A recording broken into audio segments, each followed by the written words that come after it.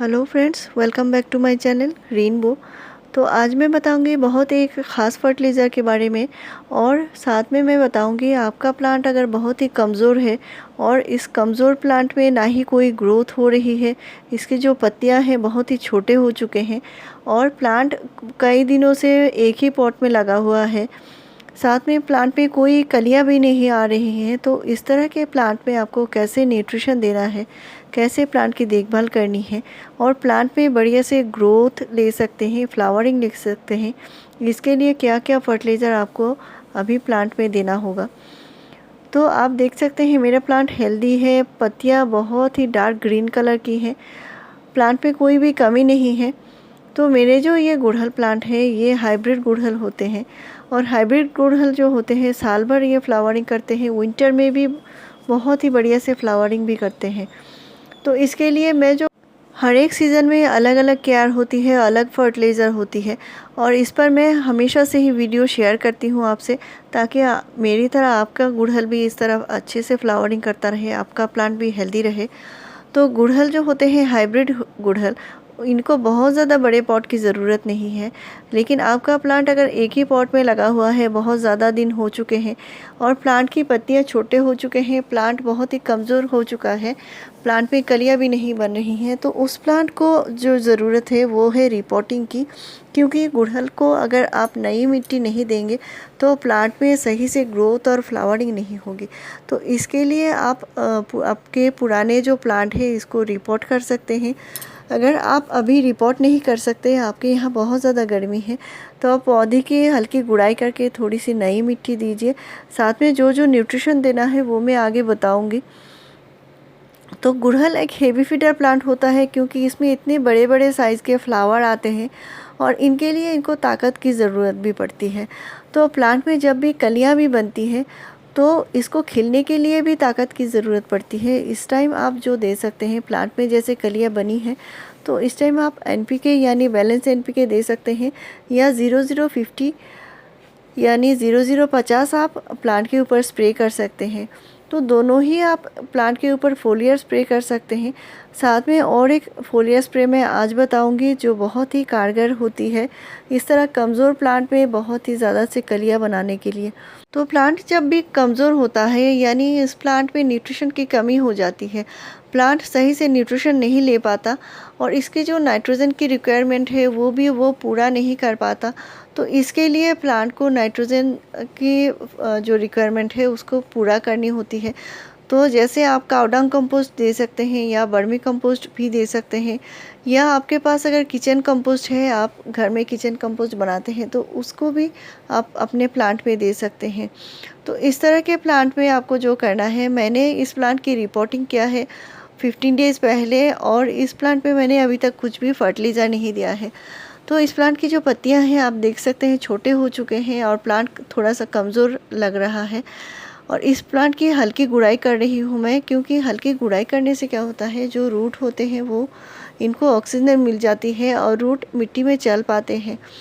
तो किसी भी न्यूट्रिशन देने से पहले प्लांट की मिट्टी की हल्की गुड़ाई करना ज़रूरी है। तो आप 2 या 3 घंटे पहले हल्की गुड़ाई कर लीजिए। तो मेरे पॉट में आप देख सकते हैं वुड ऐश के टुकड़े हैं, यानी जो लकड़ी की राख होती है उसके टुकड़े हैं, और मैं दे रही हूँ बार्मी कंपोस्ट। तो बार्मी कंपोस्ट यहाँ पे मैं 2 मुट्ठी दे रही हूँ, जो मैं 15 डेज़ के गैप में एक बार प्लांट में देती हूँ।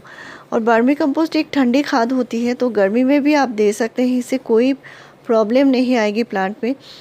और इस प्लांट को साथ में कलियां बनाने के लिए जो देना ज़रूरी है, वो मिट्टी में आपको माइक्रो न्यूट्रिएंट्स ज़रूर देने होंगे, जैसे सीवीड ग्रेन्यूल्स आते हैं, और इससे प्लांट में जो होती है वो सूक्ष्म पोषक तत्व की जो पूर्ति होती है, इससे प्लांट सही से न्यूट्रिशन ले भी पाता है।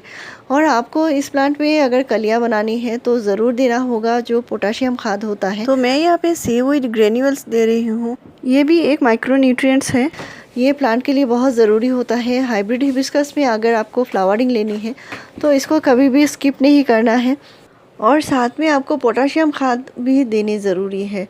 तो मैं यहाँ पे और एक पॉट में गोबर खाद दे रही हूँ। जैसे आपके पास वर्मी कंपोस्ट नहीं है तो आप माइक्रो न्यूट्रिएंट के साथ गोबर खाद भी मिलाकर दे सकते हैं, इससे भी प्लांट को नाइट्रोजन मिलेगा और प्लांट सही से ग्रोथ करेगा। प्लांट में जो पत्तियाँ आएंगी वो ही हेल्दी आएंगी। और साथ में जो देना है वो है नीम की खली।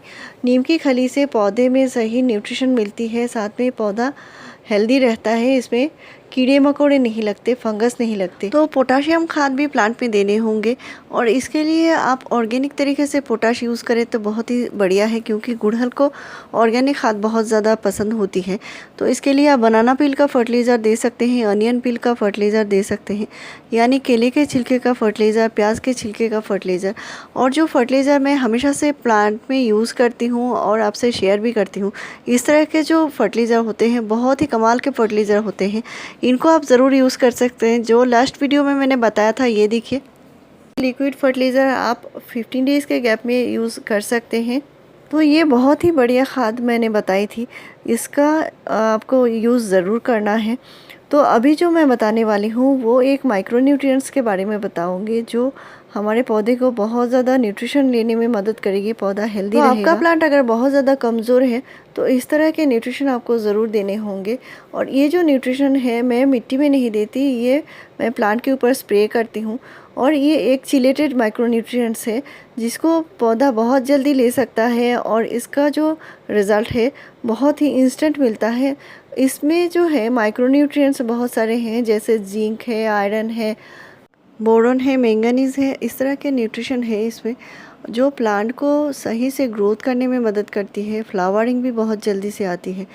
तो आपका प्लांट अगर बीमार है, कमज़ोर है, तो उस तरह के प्लांट में दे सकते हैं। जैसे प्लांट में बहुत दिनों से प्लांट में कोई नई पत्तियां नहीं आ रहे हैं और मिट्टी में जो भी सारे न्यूट्रिशन देते जा रहे हैं उसका कोई रिज़ल्ट नहीं मिल रहा है आपको, तो इस तरह के प्लांट में दीजिए।